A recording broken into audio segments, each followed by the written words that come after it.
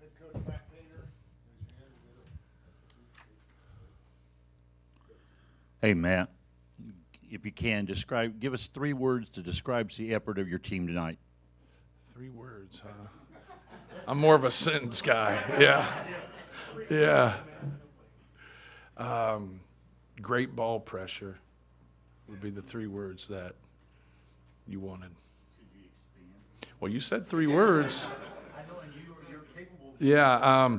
No, I thought, the difference in the game was, having it at 29-9, and then they never really got back into where the game was, fighting, where it was, down 10, down 12, whatever it might have been. But I thought our ball pressure, especially, I thought CJ set the tone. Those 8 turnovers that they had in the first, 8 minutes, 7 minutes, I thought set the tone for the game. And obviously they didn't have as many going forward. They end up with 22, but, we kind of know how that feels. Like when our first Big Ten game, we had 24 turnovers, against Penn State. And they just got us from the onset, and we just never recovered from it. We never regrouped. We never, just like slowed ourselves down.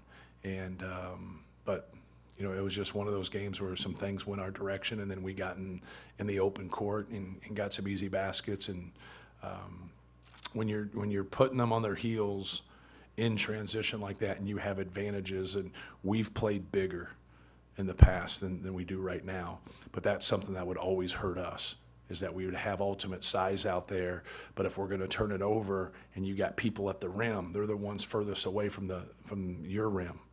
And now they have to, they keep turning it over, and they're behind plays. And now if you don't get layups and then you get quick ball movement, now you're going to get open shots.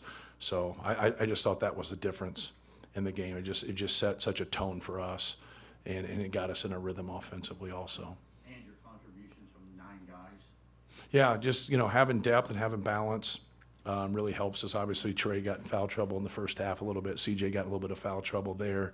But all those guys were ready to play. I think we're really seeing some improvements, with our guys off the bench and just our overall depth. Matt, just how good was Braden tonight? Yeah, as he starts a game and just getting into a rhythm is one thing in terms of shooting the ball and making decisions and playing, but I thought he was active defensively too. He got some steals, got into passing lanes, was just really active on both ends. But I thought his reads tonight, he just kept things simple. Took his jump shot when it was there, kept shooting even though he missed all 4 of his threes. He kept looking for it, and that's what we need for him. But he had an overall, just a good, complete game. Matt, you forced 2 turnovers the first 2 possessions. Knowing how lethal this team could be offensively, Michigan, how important was that to kind of get them out of a rhythm and disrupt what they want to do early in this game? Right, being able to pressure and, and not allow them just to have things be fluid, right?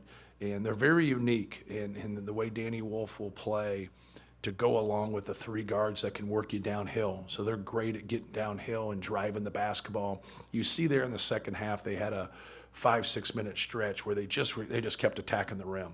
And that's what they wanted to do for 40 minutes. And so I think that got them on their heels where they weren't the aggressor. When you see when they're the aggressor and they're attacking, things really open up for everybody else. But it's just one of those games for us where we got off to such a good start. They never really quite got into their rhythm. Matt, you talked about using 9 guys, and I'm sure there are people who play inconsistent minutes who aren't pleased with their roles at times, but how do you navigate keeping everybody pleased or happy enough with just buying into a role over the course of 35 to 40 games? Yeah, well, winning's good enough. If you ever find someone that's upset about winning, then they probably shouldn't be in your locker room. And then you're like, well, this guy can do more, he can do that. Like, well, you're putting that ahead of what's most important for us. And, everybody wants to be Braden Smith and do their. Braden Smith earned the right to, to have the ball in his hands and to play that way. He has the skill set and he has the game. So we really just get guys to understand of playing to their strengths and just keep playing to your strength.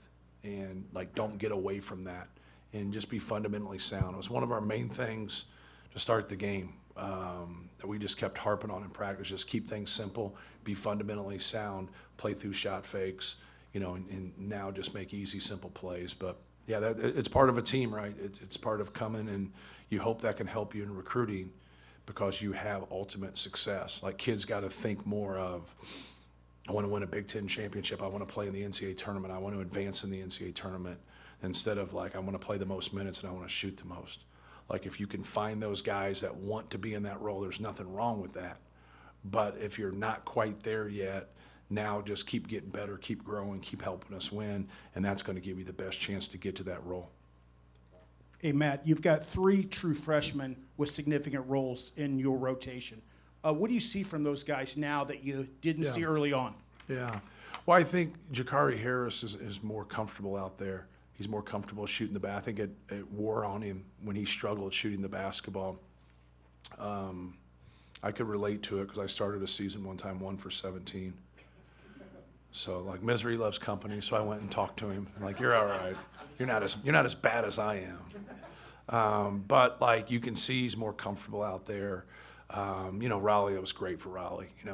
He had a couple air biscuits against Oregon, and to be able to knock those 2 threes down, that had to, to really feel good. And then CJ's just, he's just hung in there. He's impressed everybody from day one with his effort and playing hard. And he can make shots, he can guard the basketball, and it's really kind of that niche that we needed. But like G's coming in and guarding people, Miles is coming in, guarding people, and then trying to balance things out and playing through Trey and Braden and really playing off those guys. Setting aside that Braden just had foul trouble on Tuesday, through this stretch where his defense is really ramped up, he's done it generally without fouling. Why is he able to do that so well, to kind of create havoc without generally causing those fouls? Yeah, well, more than anything, it's, be aggressive defensively when you see blood in the water. So when you have an advantageous scenario to be aggressive. But if they don't show weakness, be solid. And I think that's just being instinctual. When he first got here, he just gambled just kind of on a whim, instead of just gambling when it presents itself. When it doesn't present itself, you have to be solid, and he's done a really good job with that. The way we kind of orchestrate and anchor things, whether you're posting up or you're in a ball screen ISO on the wing or you're driving the baseline, when he can be out and make that read right there, he ends up getting a couple steals that way. Sometimes he's the guy on the ball or he's the guy helping right there. But if we can get him over there in that, we can't set that up, right? Where they go with their guys. But when he's in that role for us, kind of as a free safety, it really helps us. Dusty May touched on this just when he watched you guys lose to Ohio State. He was disappointed because he knew how you guys were going to come in. And I know you try to keep your team even keeled no matter what. Right. But, I mean, just talk about, kind of the switch that they seem to flip tonight and seem to have flipped in the past. It's a great sign. I thought it was a great sign for us the way we struggled offensively at Washington and Oregon, but we still won the game. I thought that was a great sign for our team, and tonight was a great sign from just, getting off the canvas. It doesn't feel good to lose. Nobody likes that. Just like, I don't know who Michigan has next, but I would think that this game will help them. Help sharpen your pencil a little bit and, get you ready for your next opponent. So I was glad that our guys responded, and you never really look at it from an offensive standpoint. Like you hope shots go in, you hope to execute, you're going to work things, you're going to, we get ourselves prepared in that area. But if it doesn't go, can you beat a really good team? Like today we played okay offensively. So, that's the whole thing. If we don't play well offensively, but we still get good shots and we don't turn it over, I still think we win this game. Because defensively we did some really good things. And so that's what we're really trying to get to.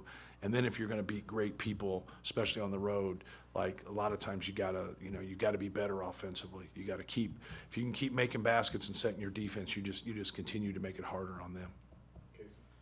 Matt, about a month ago, you guys are 75th in defense. Now you're closing in on top 20. Do you have a comparison for just a team executing this much better on the defensive end this quickly in a season? Yeah. Well, we're not doing anything different than we were at the beginning of the year. We've just gotten better. And I think sometimes when you don't have a set rotation to start and you're trying to figure things out, you're making it harder on yourself, but yet you don't know, right? And so you're trying to get it figured out, like what's best for your team at that point. But we've stayed with it. I think a lot of times especially someone with an untrained eye, when you see something and the other team has success, you say, well, that doesn't work. When in reality, you're normally making mistakes. I always say sticking to our rules. Like, stick to our rules and what we're doing. When you stick to our rules and you do what we work on and what we drill, normally they're not going to have success. It's normally us breaking down and them taking advantage of that breakdown. So, like, how we guard the ball or how we, handle the post or like whatever it might be. This is what we started in June. We felt like, we could have lineups with no rim protection when Daniel wasn't out there. And we also thought physically, like, where is he going to be as he goes through the Big Ten season, right? We didn't know. So I just felt like we had to do some things a little bit different because I didn't feel like we had the rim protection necessary. Doesn't mean we can't be good defensively. You don't have to have a shot blocker, but man, does it help when you do, because they erase mistakes. And right now, like, we just don't have that. So we got to do a better job containing the dribble. We got to do a better job of keeping the ball out of the paint. Everybody has more success when they keep the ball out of the paint, but we really have more success when when people get the ball in the paint. You saw that in the beginning of the second half. When they got the ball where they wanted to, they had success. When we kept the ball from getting in there, now we were generating turnovers and misses. Matt, I don't know if you already asked this, but if you wouldn't mind talking the X's and O's of your defense tonight to really make it difficult on a team that, had a lot of... Great offensive team. I would say just the uniqueness of their team for us was a little challenging because you don't know how to navigate something you don't normally see. So, like, Danny Wolf really puts you into a bind that you're just uncertain about because, like, who else is 7 foot coming off of ball screens, ever. And so, like, that kind of had us, like, back and forth. Like, what should we do here? He's so good at just finding that roll guy. And then, like, he's so good at just working downhill. Then you go with the other athleticism and the skill level of those players. I thought we defended well, but I also thought in that first half they had some good looks not go down. And I think sometimes on the road, like, you get that benefit, right? But, yeah, they, Trey Donaldson and Burnett and Roddy Gale, their ability to drive the basketball, his ability to drive the basketball, and then Vlad has been as good as anybody in our league. And so, like, now we really didn't want him to get those deep post-ups, and we tried to fight right there and try to come with a quick double with him. We tried to just stay with, Danny Wolf and just, like, try to keep him from getting angles to the best of our ability. And then we wanted to switch as much as we could, but we didn't want it to be lazy switches. We wanted to be clean and keep the ball in front of us. So that was kind of the gist of it without getting into the real weeds of, like, some of the specials that they run and how they handle it. But I thought our ball pressure was the difference, though, to start with. I just thought kind of jarring them, getting a couple steals at half court, getting a couple pick sixes, that really got us going. And then, like, they never got into what they really do. They did, but they didn't, right? It's not one of those fluid things. You watch them play, and you're like, on tape, it gets frustrating. Like, you're like, how in the hell are we going to stop them, right? Like, it's just one of those deals. But your defense has got to help you, and I thought our defense helped us tonight. Matt, this isn't really basketball related, but just your tennis shoes, the coaching staff tennis shoes Right. that cancer patients designed, Right. and somebody's going to pay thousands of dollars for these tennis shoes, which ultimately goes back and Right. helps these kids hopefully live a better life or as good a life as they're capable of living. Right. How special is that for the team and the coaches that these are things you maybe take for granted at times, and then something like this happens that can really help out some people? Just great. Like, the more ideas. We've done a lot through Coaches vs. Cancer and the American Cancer Society and just events and different things. But anytime we can do things of this nature, just for the overall awareness, more than anything. But it was really cool that, we had, kids that are cancer patients, like, design our shoes and have our shoes, and now we can auction them and raise money, to help, go against this dreaded disease. Thank you, guys. All right. Thanks.